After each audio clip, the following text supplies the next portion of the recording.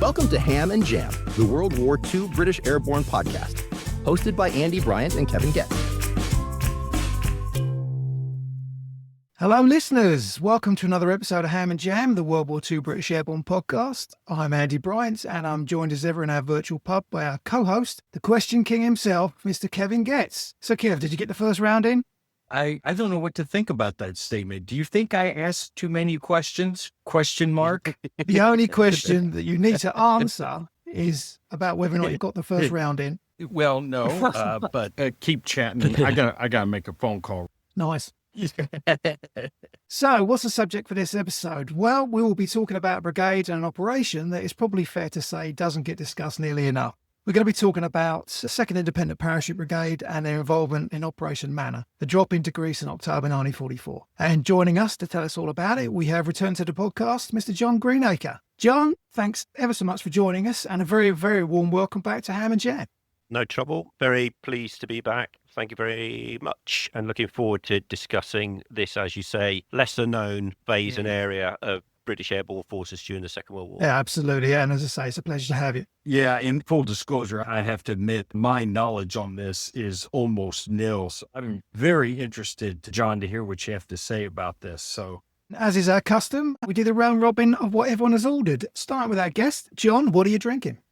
So I've stayed local again, but I've gone across the border into Norfolk. Great Yarmouth, finest Laken's Legacy, Golden Ale. Nice. Kev, what are you drinking? I'm going with a crisp, Canada Dry, no sugar ginger ale. Well, you're just trying to follow up on Neil Cherry, aren't you? Because he had a ginger ale the other episode, didn't you? Yeah. Before you tell us what you're going to drink, do I have time to get into my investment account and move all my money over to Guinness? Well, to be honest, mate, I thought you'd already done that based on my pass form. But yes, you are absolutely correct. I am going to be necking a pint of the black gold, a pint of Guinness. So, gentlemen, raise your glasses. Cheers. Cheers. Cheers. So, John, to start off, can you give us a little bit of the backstory to the 2nd Brigade? I mean, where are they coming from and what's been their story up until what manner? Yeah, they've got a sort of patchy story, really. They were raised in July 1942. So 1st Parachute Brigade had been raised and the Air Landing Brigade by that stage. So they were the next Parachute Brigade to be raised under the command of Brigadier Eric Down. So they spent the rest of 42 and the first half of 43 training in the UK when the 1st Parachute Brigade went off to North Africa. And the 2nd Brigade followed them out to North Africa once Tunis was clear in the spring of 43, and they were then scheduled to take part with the rest of 1st Airborne Division with Operation Husky, the invasion of Sicily, and they were scheduled to seize the port of Augusta. That was the task that they had prepped for, but in the event, Augusta was taken fairly quickly and simply by land forces passing through, and so they weren't required at that stage. And by the time Husky finishes, there hasn't been another opportunity to use them. So I think a lot of the time they don't even get a mention on Operation Husky. So you get to the end of Husky, everybody else is bedecked in glory from 1st Airborne Division except them who have really not done a huge amount. They do take part in the landings at Taranto, Slapstick, and they have men on the ship that mined as it approaches Taranto. From memory, I think 6th Battalion mainly take the brunt of that and have about 60 killed during that incident. Once on Italy, they continue to operate with the rest of the division until the division is then withdrawn back to the UK. With Hopkinson being killed, Down is moved up to divisional commander as it moves back to the UK. And Hilary Pritchard, who was the original commander of 6th Parachute Battalion, the Royal Welsh, he then is promoted and becomes the brigade commander and will be for the rest of the war and the rest of our story, although he's a relatively anonymous man in the history of British Airborne Forces. 2nd Brigade don't move back because Alexander, in charge in Italy at the time, feels that he requires some airborne force that he can use as a reserve in case there's another amphibious move like Anzio further up the coast that he can use them for. So he holds on to them, and the brigade is then reinforced with its own artillery. It gets its own artillery battery, it gets its own anti-tank battery, it gets its own engineers, it gets its own medics, and hence it then gets the independent in brackets, because as a brigade, it's pretty much a miniature division, and a lot of what would normally be held at divisional level is held down at brigade level. But really, for most of the time, they're used as conventional infantry throughout the rest of the Italian, or much of the Italian campaign. They're involved in holding the line before the Fourth Battle of Cassino and the breakout from Cassino up the Liri Valley of Diadem. They do get to put in one fairly small-scale airborne operation, Operation Hasty, where they're landed behind the Gothic line to harass the Germans as they're withdrawing from the Gothic line. And it's deemed to be a success because the Germans do keep some forces in their rear area to try and clear up the airborne forces that have been dropped there rather than putting them into the front line. And they're then withdrawn. The real major thing that they do is they take part in the invasion of southern France, Operation Dragoon. On the 15th of August, the brigade is dropped. The brigade also has its own glider squadron, so it is completely self-sufficient. So Dragoon is a bit of a mixed bag for it. It's a very scattered drop. It takes days and days for the battalions to group up, so much that one of their major objectives, Le Mouille, they can't take because they haven't got the manpower. They're withdrawn on the 20th of August 1944. And the reason they're withdrawn at that stage is because of the story that we're going to talk about, Operation MANNA in Greece. So Pritchard is called back to Italy from France on the 20th of August to speak to Wilson, the commander of the Mediterranean. And he's told that there's possibly an operation coming up fairly shortly in Greece. And Wilson wants to know how quickly he can be ready to go. Pritchard tells him if he can withdraw his brigade from France back to Italy immediately, he could be ready to conduct another airborne operation around about the 7th of September, so in about 2 weeks. In fact, they're not withdrawn from France till the 26th of August, and the brigade is reformed up around Rome, or close to Rome, on about the 3rd of September. Then they're moved down to Taranto on the 8th of September to a place called San Pangrazio, which is where they get ready to jump again. But it doesn't quite happen as quickly as Wilson thought because, as I said, the timings on this are really critical. But that's what 2nd Independent Parachute Brigade have been doing up until the meat of what we're going to talk about. What kind of commander is Pritchard? What is he bringing to the table for the brigade? You know, he's very difficult to pin down because there's so little written about him. There's very little written about the brigade, as you'll be aware, and hence there's very little written about him. There's very few first-hand accounts from the brigade. So one I'll talk about later is Nigel Riley's One Jump Ahead. He's a platoon commander in the brigade. He does talk about Pritchard in there, and it's always positive. But when you compare it to the other brigade commanders that we all know about, Hill, Poet, it's very difficult to pin down precisely what sort of a person he is. His orders, when they're written, seem pretty thorough and methodical. He's obviously competent because he stays with the brigade right through to the end of the war. I get the feeling that he's a competent, thorough, professional guy. He perhaps doesn't have all the pizzazz that some of the other commanders we know have. It's certainly not a name that we know about. When I wrote about the brigades some time ago, it was the opening point of the article that I wrote saying, who's heard of Pritchard, essentially. And by the time you get to Greece, he's been either in command of a parachute battalion or the brigade since July 42. So he's as experienced as most people can be. John, you mentioned obviously the 6th Parachute Battalion with the Royal Welsh. There's 3 parachute battalions in the brigade. What are the other 2? So there's 4th Battalion. 4th Battalion is one of the original battalions, one of the original volunteer battalions that's been switched from 1st Parachute Brigade to 2nd Parachute Brigade. So it's got an experienced corps under command of Colonel Coxon, who gives his name to Coxon's Farm in Tunisia. And then 5th and 6th Parachute Battalion are formed with the brigade from standing infantry units that are converted, as they are in most of 6th Airborne Division. So 5th Parachute Battalion, brackets Scottish, under command of Lieutenant Colonel Hunter. 6th Parachute Battalions, brackets Royal Welsh, under command of Lieutenant Colonel Barlow. So they're the 3 major units. And then, as I said, you've got 2 artillery batteries, one of 75mm light guns and one of 6-pounders. And then you've got an engineer squadron. It's got its own Pathfinder platoon. It's got its own medics. It's got its own engineers. It's got its own Royal Army Service Corps. And it's got its own glider squadron as well. Up until Greece, they're sitting back, they're seeing the 1st Airborne Division go into Sicily. They do participate in Dragoon, but it's not overlord. It's not the 6th Airborne Division doing what it's doing. How are the men feeling about this? Are they getting a sense of like, we're kind of second players in this theater? Again, that's quite difficult to pin down because of the lack of first-hand accounts, but certainly Nigel Riley doesn't ever really give that impression. In fact, if you read his book, One Jump Ahead, admittedly, it's edited and it's his account written sometime after the event. They sound relatively busy and there's a lot going on in Italy, just that they're not being used in role, essentially. The other quite long account, particularly of Greece, comes from Farah Hockley, who's a company commander in 6th Battalion. I don't think you get any feeling from them that they feel left out or left behind, but that's only from the scattered records that you can pick up. Yeah, I'm asking that because I know historically those in the Italian campaign erroneously were known as D-Day Dodgers. Yeah. That's clearly an unfair accusation leveled toward them because what they were doing was just as important. It's so interesting because we see the shift after Sicily and after the 1st Airborne Division is in Toronto. We definitely see that shift. Things are building up toward Normandy. So. Yeah, absolutely. And I think it would be easy for them because they've been left out of 1st Division and 1st Division are left out of Overlord. So I think they would be legitimate if they did think they'd be doubly left out, but it doesn't come across very much in anything that I've read anyway. What are the actual circumstances that lead to Operation MANNA in the first place? What's going on in that part of the theatre of operations that's going to lead to this op taking place?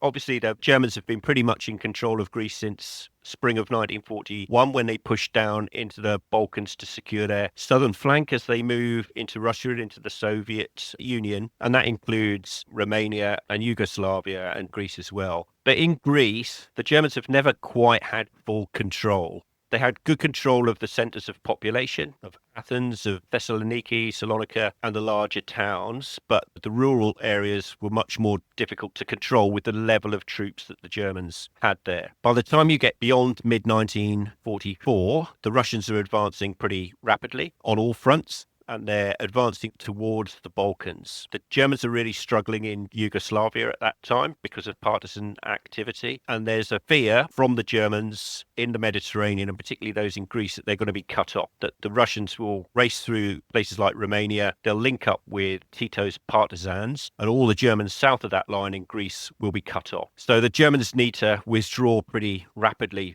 from Greece to prevent that happening. The Allies know that that's happening, through Enigma. They know that they're preparing to move. What they don't know is the precise date that they're going to move. Now, the problem, particularly from a British perspective, and the reason why it's particularly a British perspective is because Churchill has a real interest in Greece, which he has done from the beginning of the war. And so at the Moscow conference, when he wrote his naughty note, as he called it, with Stalin, where they, on the back of a fag packet, essentially lit up Europe between them, Greece is very much a British area of interest and has nothing to do with the Russians. That's the idea. But the most effective resistance movement in Greece, as it is in Yugoslavia, are the communist resistance, which we might talk about in a bit more detail because it's a complicated picture. So as the Germans withdraw, Churchill is then afraid that the communist resistance will take over, which seems the logical thing that will happen in the power vacuum left by the Germans. And they will then invite the Russians in, and Russians will have Greece, essentially. And if they've got Greece, they've got the northeast Mediterranean, they've got influence over the Suez Canal, they've got influence over that end of the Mediterranean, which is absolutely what Churchill wants to avoid. So he needs to get British troops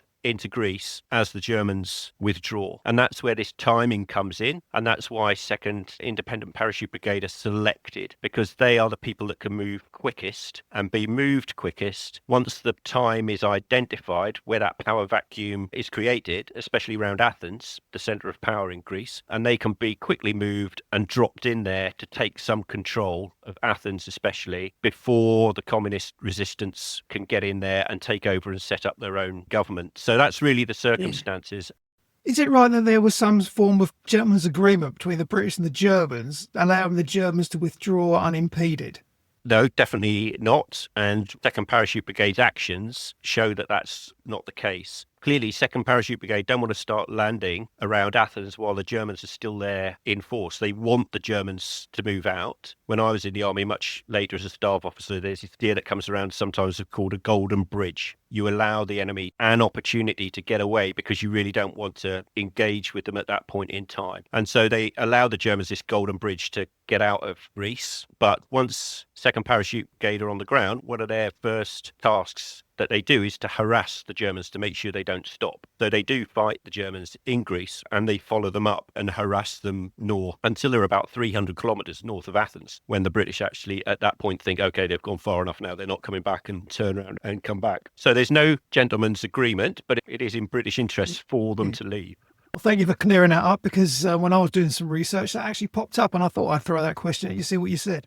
Yeah, absolutely. So Pritchard is given the nod on the 9th of October. At that stage, the Germans are clearly withdrawing, and there's already a gap around Athens, enough breathing space for the brigade to drop into. They're going to drop first. They're going to seize an airfield, although Megara isn't the first choice. Kalamaki is the first choice, just outside Athens, and that is where the brigade thinks they're dropping up until a couple of hours before they take off. And they're going to seize that airfield to allow more to be flown in and for their gliders to come in. And then within the next day or so, there's going to be seaborne landings at Piraeus by 23rd Armoured Brigade, and they will link up. 23rd Armoured Brigade is known as Arc Force after their commander, Brigadier Arkwright. Some of the titles become confusing because there's a whole load of titles that essentially mean the same thing. But initially, it's going to be those two brigades, 2nd Independent Parachute Brigade and 23rd Armoured Brigade, that are going to occupy Athens, begin the work that they need to do, and wait for more seaborne reinforcements.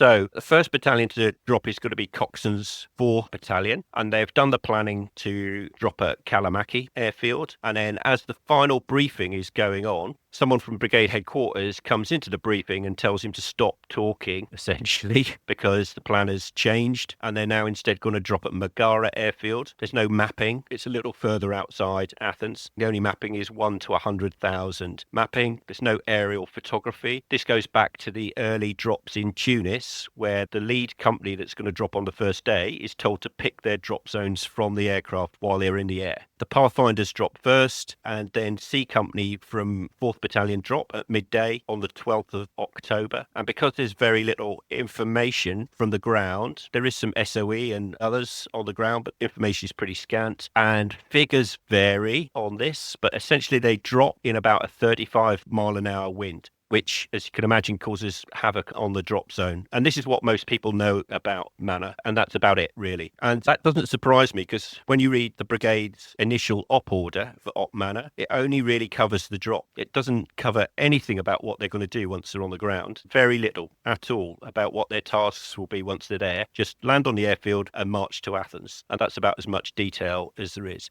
The mortar platoon commander is killed on the drop zone. From my reckoning, I think there's 3 killed on the drop zone. And again, figures vary. I've read somewhere that they dropped in 60-mile-an-hour winds, and dozens of people were killed. It's not that bad, but it was bad. And when word filtered back to the rest of 4th Battalion, which were due to drop the next day initially, and this is where Nigel Riley comes in with his platoon, they were worried about it. And it does get delayed by 24 hours because the winds are still strong. But he tells his men to be at least halfway out of their harnesses before they hit the ground, so that they can get out of them as quickly as possible. And the guys who dropped the day before, they're on the drop zone waiting for the second drop. And then as guys hit the ground, and Riley talks about this, he's ready with his quick release as soon as he hits the ground. But there's another guy who's already on the ground who jumps on him the second he hits the ground, jumps on his chest to hold on to him, to stop him being blown across the drop zone. And there are medics and there are Greek doctors who are waiting on the drop zone because they know there's going to be injuries again, because the wind has dropped. I think when the rest of the 4th Battalion drop and part of the 6th Battalion, it's dropped to sort of 15 to 20 miles an hour, but it's still less than ideal. But Riley certainly says he gets away with very few. He's got a couple of guys with sprained ankles, but other than that, his platoon is intact. And then the landings continue over the next couple of days. 5th Battalion's drop is postponed. They don't drop until the 16th. So it's spread across about 4 days, the brigade drop and the gliders as well. And then once they're on the ground, they're wounded, they're injured from the drop have been sorted out. Then they begin the march into Athens to occupy buildings in central Athens. Was there any opposition at all? There are some accounts of some sporadic shelling of the drop zone, and where that's coming from, nobody really volunteers any information on where that's coming from. I'm not sure it would have come from the Germans. I'm pretty sure they'd have been too far away and worried about other things at the stage. Whether there's some confusion amongst the resistance about who this is dropping and fire a few shells, but yeah, no resistance really. The weather is the main enemy at that point in time.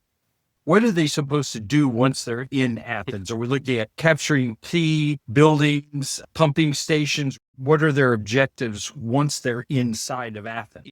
Like I said, there's very little idea of what they are going to be asked to do or even what the conditions are going to be on their arrival. So in their op order, I'll quote a bit from it. It says, upon arrival of the military force in Athens, the conditions which will obtain may be one or a combination of the following. A, Germans in control but prepared to surrender. B, fighting between factions. C, control in the hands of elements who support the Greek national government. D, control in the hands of elements who do not support the Greek national government. Of the above sets of conditions, the worst would be D. So they don't even know what they're dropping into, and depending what they're dropping into, depends what the tasks are going to be. If the communists have taken control and tried to form their own government, then there may have to be some fighting against them. If a more royalist government has managed to form itself, then there'll be a different set of tasks which might include preparing then. So you can sort of see why there are very few subsequent tasks in the op order, because they don't even know what the conditions are going to be when they get there, which is crazy. I mean, potentially it's going to be a very fluid situation, isn't it? Yeah, absolutely. And again, Riley writes about this, just how complicated the situation is. This is quite typical, and this is what I wrote about some years ago. The closer you get to the end of the war, the more complex things become. If you're fighting in Normandy, you've got Germans in front of you, kill Germans. By the time you get to this stage of the war and you're landing in these operations like MANNA in Greece, it's just not that straightforward. So the main threat, aside from the Germans which have gone, that the British perceive is from the Greek Communist Party, which is dominated by the National Liberation Front, or EAM, E-A-M. Its military wing is the Greek People's Liberation Army, ELAS, E-L-A-S. But there's also a competing National Republican Greek League, EDES. There's also the National and Socialist Liberation Movement, EKKA, and they're all various strains of the same thing, but they compete with each other. Various different factions would be very happy if they could persuade the Brits to help them against another faction. And it's real delicate for Pritchard and for the other commanders, for Arkwright and for Scobie as well, because there will come a time during the operation where they have to face up to EAM and ELAS and say, I'm really sorry, but you're not going to be in charge of Greece going forward. But until that moment, they really need their help because they're in control of the rural areas and they know the land and they know the people. So they need to work with ELAS especially, but at some point ELAS are going to become less than helpful when they find out what's in store for them down the line. This quote from Riley is excellent when he talks about the briefing they got before they went. Sorting out just who was not easy. The elite of the Greek army were the guards at the royal palace, who were somewhat suspect as they dressed like burly ballerinas. Most of the other were an unknown quantity. The KKE, who were communists, were quite likely to be hostile. ELAS were supposed to be the official resistance group, but they were very divided and definitely not to be trusted. And then there was ELAM, but it would have taken a Greek scholar to tell the difference between them. When we eventually made contact, both parties looked exactly alike, being armed to the teeth and covered with bandoliers stuffed with bullets. We were to become quite familiar with these last two groups in the coming months as we gradually took over Greece. The royalists were eagerly waiting for help, but they were small in number and although fully aware of what was going on, were unable to contribute much to alter the course of the events. And this is the great quote that I really like. The main problem, as far as we could gather, was that on landing, we would not have the faintest idea who to embrace or who to knife.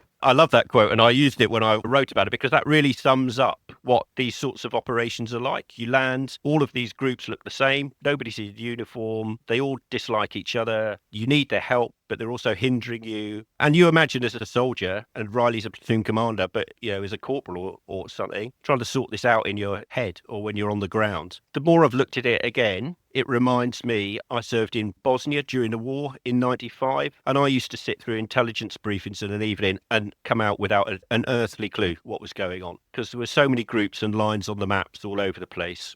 It sounds very much like the Balkans in the 90s, from my experience too. Yeah. And so you've come from fighting a fairly simple war, kill Germans, and now you're dropped into this situation where you really don't know who's who. You're being asked to do things that you've never been trained to do, take over towns, run all sorts of things going on in the towns that's happening that we might talk about in a moment. Just a completely different and complex and complicated situation that the brigade finds itself in. Where is ELAS getting their weapons from? Where are they getting their training from? Is SOE involved with them as well? There is SOE in the country, so similar to Yugoslavia as well. And as Riley's quote sort of suggests, at around the same time that decisions were being made to support Tito, decisions were made to support ELAS because they were the strongest resistance. That didn't matter what colour their cloth was. If they were killing Germans, then you're the people you're going to support. So they are being armed by the Allies throughout the war up until the British arrived there in October 1944. So, you should have some idea of their capabilities. There is SOE there, and they do liaise with Scobie's command and with the brigades as well. So quite often in Pritchard's Brigade O groups, there's a character there who has the excellent name of Major Terence Kit Kat, spelt exactly the same as the chocolate bar, Kit Kat. And You can't make that up. I did have to check. When I first read his name in the documents, I had to check that it wasn't a code word or a code name, but no, it is his name. And he was part of an organisation called Force 133, which was part of SOE's presence in the Balkans at the time. He's clearly been there for some time. Details are a little tricky, but he's got a better handle on who the various groups are, where their allegiances are, who's running which towns, what sort of things they want, how they can be persuaded. And so Kit Kat's quite an important character, and he's quite often pops up in Pritchard's O groups and conferences to help out with information. You've also got a sizable special forces contingent out there as well. So once the brigade's on the ground and into Athens, one of the first tasks that they're given is to pursue the Germans, to make sure that they don't stop or turn back, that they keep moving north, as far away from Athens and preferably right out of Greece. 4th Battalion is given that task because they're the first complete battalion on the ground, Coxon's battalion. And so in Jeep, with their light weapons, they begin to pursue the Germans. They don't even catch up with the Germans until they're 150 kilometers north of Athens. At that point, they start to run into their rear guard and harass them, and they keep harassing them till they're 300 kilometers to the north, by which time they turn back. But while they're doing that, they're also assisted by Jellicoe's special boat squadron from the SAS. He's working with them as well. There are other SAS elements operating alongside the brigade and alongside ARC Force as well. So 4th Battalion conduct that. 5th Battalion are really the last to be completely in place. They take a little bit of time, and they're really sort of used as a brigade reserve. 6th Battalion, they're moved separately on the 23rd of October. So after they've been around Athens for about 10 days, they're moved to Thebes, which is about 50 kilometers away. And this is where you see these other tasks. And the battalion under Colonel Barlow is essentially told to take over the town, keep ELAS at arm's length. There are also these people called security battalions. The security battalions were recruited by the Germans throughout 1944, and they are essentially anti-partisan forces. The Germans scour the prisons, prisoner of war camps. They're really unpleasant characters, essentially, who are Greek mostly and are doing the Germans' dirty work for them. You can see photographs of security battalions with guys strung up from trees because they've been helping the partisans. So they need to be hunted down and disarmed and held as well. And this happens in other places as well. But 6th Battalion go to Thebes. They've got a number of tasks. Keep ELAS at arm's length while still gaining their knowledge and using their local power while they still have it. Disarm the security battalions, but also try and put together some sort of government in the city, which is missing. They need to get food in. There's chronic malnutrition across Greece, particularly in the rural areas, because the rural areas are the strongholds of the partisans. So the Germans have been deliberately starving them. So food needs to be brought in, distributed. Power needs to be put back on because the Germans have destroyed that on the way out. Water needs to be laid back on as well. Even things like the economy has broken down because the Germans have been running the economy. Banking system has broken down. town. The money that the Germans have left behind is now worthless. So all of that needs to be sorted out by a battalion commander who has very little experience. You do find sometimes, it's quite interesting, because of the way the British Army is put together during the Second World War, from conscription and volunteers, you've got people from many, many civilian walks of life. So you'll find a Company 2IC somewhere who was a farmer before he joined. So he becomes the agricultural advisor for the local area, or someone who was a lawyer who then is tasked with re-establishing the legal system in the town. There are civil affairs specialists, but they're not going to arrive until a bit later. So it's a really complicated affair. Also, given the fact that Barlow's 6th Battalion is 50 kilometres away from the brigade headquarters, then there's a move by brigade headquarters and 5th Battalion to head up to Salonika to take over there. There's the very aptly known town of Drama, which does turn out to be a drama, that has to be taken over as well. So you end up with all these big and small centres of population that are taken over by company groups. Farrah Hockley talks about being in control of Thebes at one stage, and all these very complicated tasks that are going on at the time. Outside of the factions that are at each other's throats, what's the general Greek population? What's their response to the presence of the brigade there?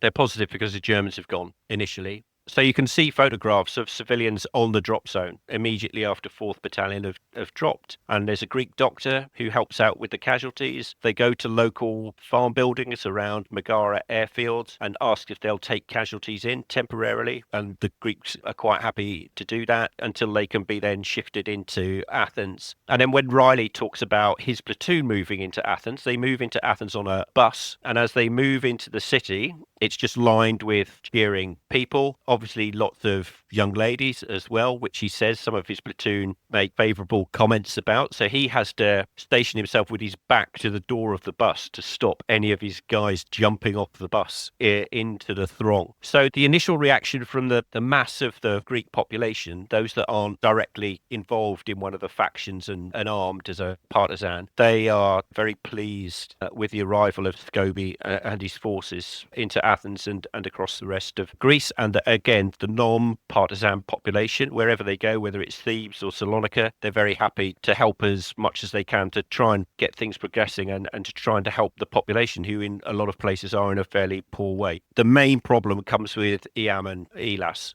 as time develops.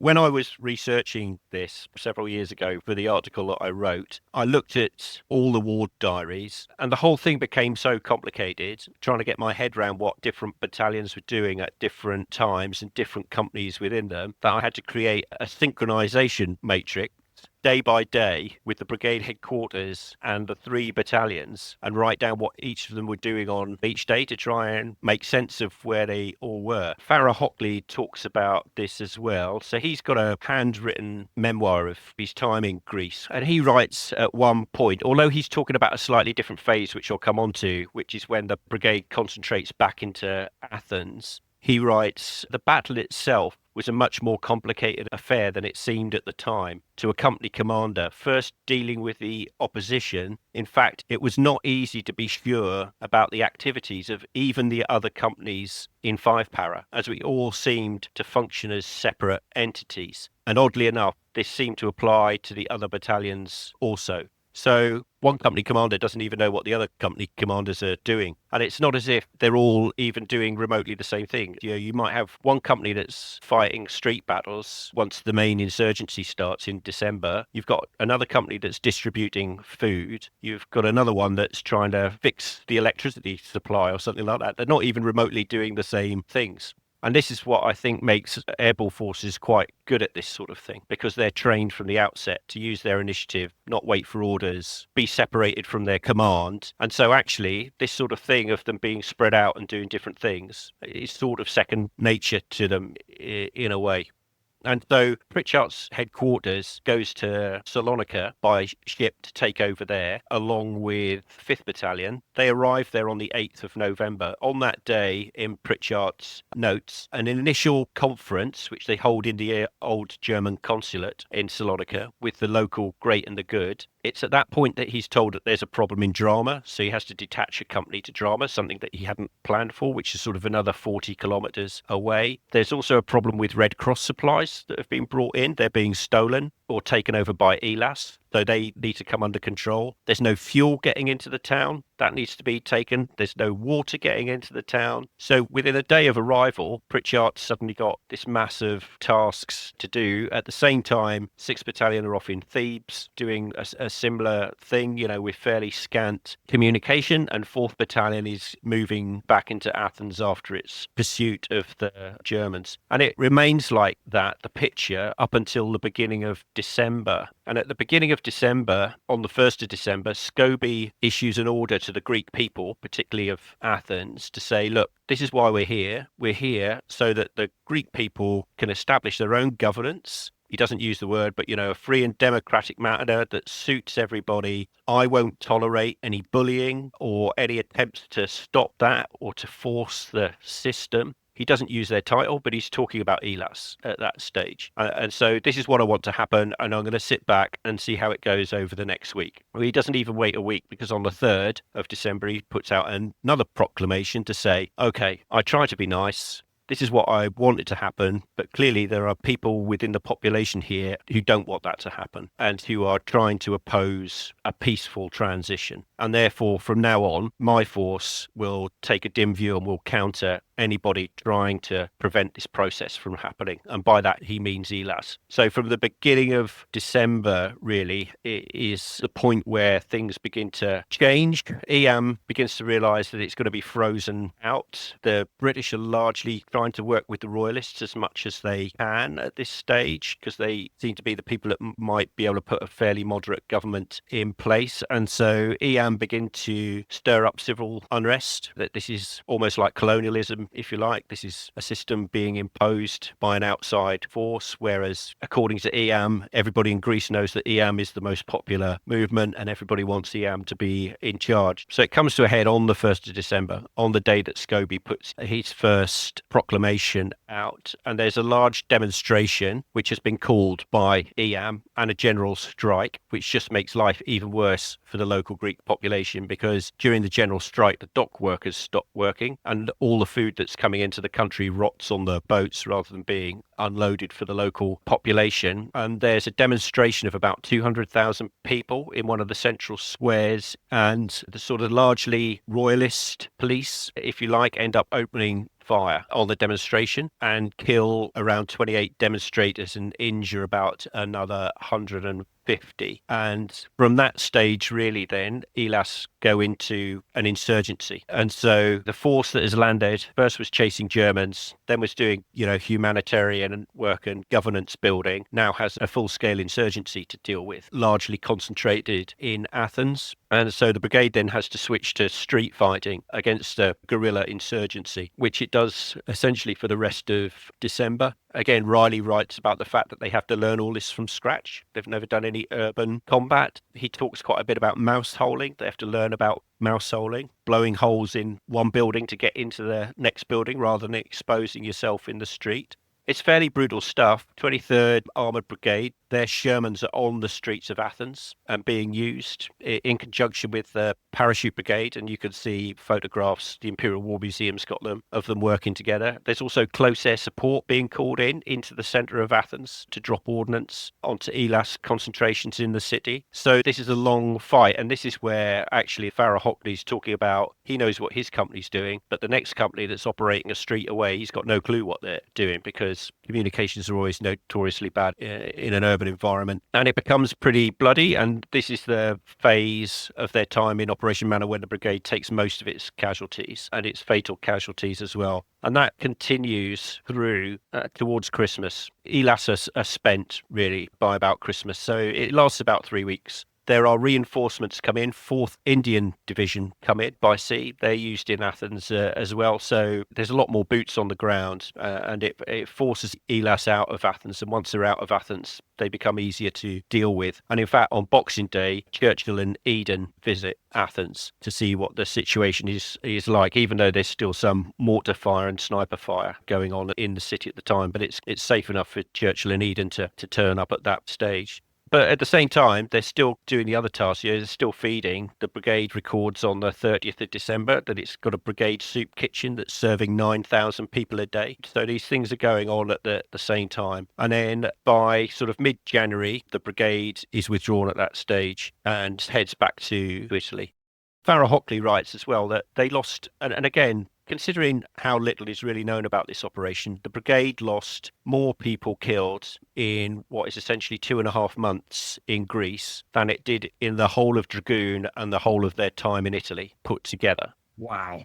So Phaleron Cemetery near Athens, Commonwealth War Grave Cemetery, as best as I can tell, and I think the number's about right, there are 57 members of the brigade buried there that were killed in those 2.5 months. So it's not inconsequential. One thing I will touch on, because it was really important to the brigade and wider, the British forces that were fighting there at the time, news began to filter back to the UK of what was going on in Greece. And in a way, it was way too complicated to explain to the people back in Britain exactly what was going on. And many people got the wrong end of the stick of what was going on, and that the British were there supporting the Royalists. It's true in a way, but it was blown out of proportion that, the British were there supporting the Royalists, and the Royalists were doing all sorts of bad things, and the British were supporting them. And, bad things were happening to the communist resistance up until a couple of months ago were our friends, and now they're being treated really badly. And a lot of this is being taken up by, unsurprisingly, the left wing in the UK, Labour politicians, and particularly the trade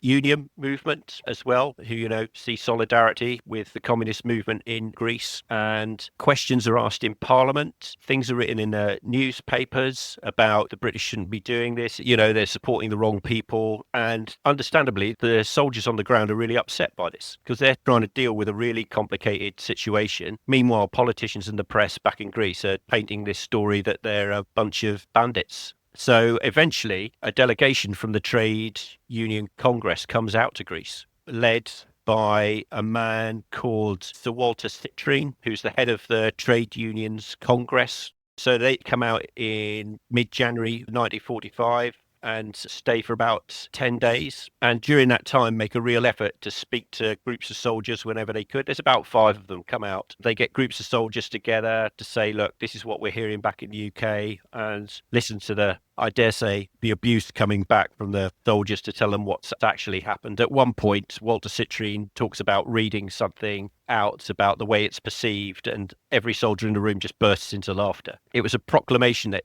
ELAS put out when it was being accused of atrocities itself, and particularly of pillaging. And ELAS put a proclamation out to say, it's below the dignity of a true fighting partisan that he would ever take something that doesn't belong to him. And when Citrine reads this out, the soldiers in the room just all burst into laughter. So there's that added dimension to it as well, that looking back, we generally know very little about it. There's not a lot written about it. And added to that, the soldiers were actually denigrated at the time as well. So you can imagine why they might feel bitter about it. And yet you don't pick that up either in Farrah Hockley or Riley's or anywhere else. And like I said, they leave 57 men buried in Greece.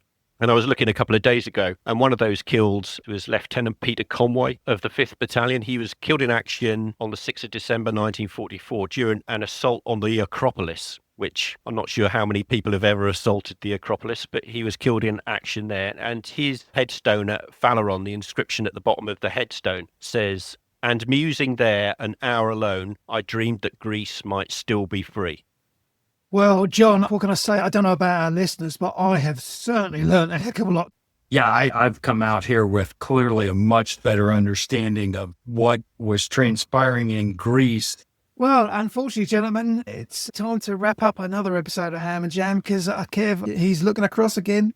I've noticed the last few times we've been here, we've been running a little bit over, and he's none too pleased. Well, you're just going to have to stop coming up with all these brilliant questions, mate. You just have to do what I do, sit and listen enthralled to our guests. Anyway, gentlemen, it only remains for me to say thank you again to John for joining us. Thank you to our listeners for tuning in. Don't forget, wherever you're listening or watching us, if it's on YouTube, to give us a subscribe or a follow and a like, and it's much appreciated. Anyway, gentlemen, I'm just going to say, time, gentlemen, please, on another episode of Ham and Jam. Raise your glasses. Cheers. Cheers. Cheers. Ham and Jam. Ham and Jam. Thanks for listening to Ham and Jam. If you enjoyed this episode and want to help Andy and Kevin make more, please support them on patreon.com. Nothing wrong with a bit of ginger beer.